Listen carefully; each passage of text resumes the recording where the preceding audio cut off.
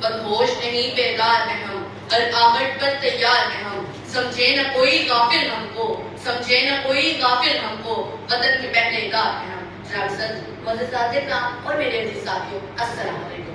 آج میری تقریر کا موضوع دفاع وطن میں نوجوانوں کا کردار۔ جیسا کہ آپ سب جانتے ہیں، اپریل کے آخری ہفتے سے ہی ہمارا عزبی اور بزدل دشمن پہلگام واقعے کو بنیاد بنا کر ہمیں دھمکیاں لگا رہا تھا، کبھی ہمارا پانی بند کرنے کی دھمکی لگاتا تو کبھی ہم پر حملہ کرنے کی باتیں کرتا۔ پاکستان نے اس کا تعاون کرنے کی یقین دہانی کروائی، مگر اس نے ہماری برداشت کو ہماری کمزوری سمجھا اور 7 مئی کو باورپور مدرسے پر حملہ کر کے نہتے اور معصوم بچوں کو شہید کر دیا۔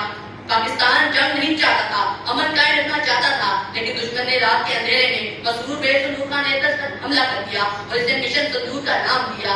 پاک فوج نے حملے کا جواب دن کے اجالے میں دیا اور دشمن کے 6 ہتھیارے مار گرائے اور 50 سے زائد چوکیاں تباہ کر دی۔ اس 3 گھنٹے کی جنگ میں دشمن کو گھٹنے ٹیکنے پر مجبور کر دیا اور پوری دنیا پکار اٹھی۔ ہم بنیادوں محسوس ہیں، ہم لشکر جرار ہیں، ہم بنیادوں محسوس ہیں، ہم لشکر جرار ہیں، ہر عدو کے واسطے ہم حیدر کرار ہیں۔ جناب صدر ہماری پاک افواج نے جنگ کا نام بنیاد محسوس یعنی سیسا پلائی ہوئی دیوار رکھا، جیسا کہ قرآن مجید میں اشارے بار یہ تعالیٰ ہے، بے شک وہ لوگ اللہ کے محبوب ہیں جو اللہ کی راہ میں ایسے لڑکا باندھ کر ایسے لڑتے ہیں جیسے کہ سیسا پلائی ہوئی دیوار۔ اس 3 گھنٹے کی جنگ نے پاکستان اور اسلام کی داغ پوری دنیا پر بٹھا دی اور امریکہ کو فوری مداخلت کر کے جنگ تبدیل کروانا پڑی، ورنہ بھارت کا نام سب ہستی سے مٹ جاتا۔ شیروں کی ایک ہی دھاڑ میں سندور گیا تیرا بھاڑ میں، تیروں کی ایک ہی دھاڑ میں سندور گیا تیرا بھاڑ میں، تھے جتنے بت رونت کے اسماء ہوئے اقبال کے۔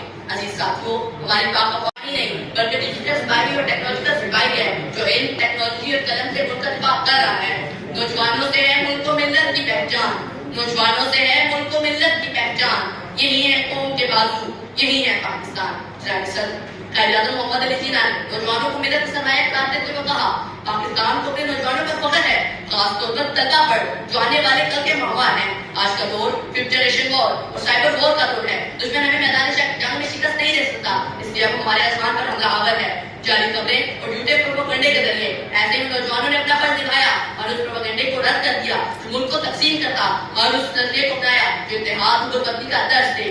افراد کے ہاتھوں میں ہے اقوام کی تقدیر، افراد کے ہاتھوں میں ہے اقوام کی تقدیر، ہر فرد ہے ملت کے مقدر کا ستارہ۔ عزیز ساتھیوں، ہمارے نوجوانوں نے ان کو میمز کی مار ماری، لیکن میمز میں دفاع وطن کی جھلکیاں نظر آتی ہیں۔ وائی فائی بند ہو جائے تو نوجوان پریشان، وطن پر آن جائے تو جان قربان، پیچھے فوج ہاتھ میں کتاب، نوجوان تیار ہیں ہر محاذ پر بے حساب۔ عزیز ساتھیوں، یہ مذاق نہیں، یہ جذبہ شعور اور دشمن کو منہ توڑ جواب تھا۔ ہمارے نوجوانوں نے نہ صرف سوشل میڈیا پر بھارتی میڈیا کا مذاق اڑایا بلکہ ان کا اتنا دماغ گھمایا کہ انہیں لاہور کی بندرگاہ تباہ کر ڈالی، چیچا پتی ایئرپورٹ تباہ کر دیا اور کراچی کے موٹر وے اجاڑ کر رکھ دی۔ غرض ان کے ہر جھوٹ کو بے نقاب کیا اور فوج کی شانہ بشانہ کھڑے تھے اپنی مٹی سے محبت کی گواہی کے لیے، اپنی مٹی سے محبت کی گواہی کے لیے۔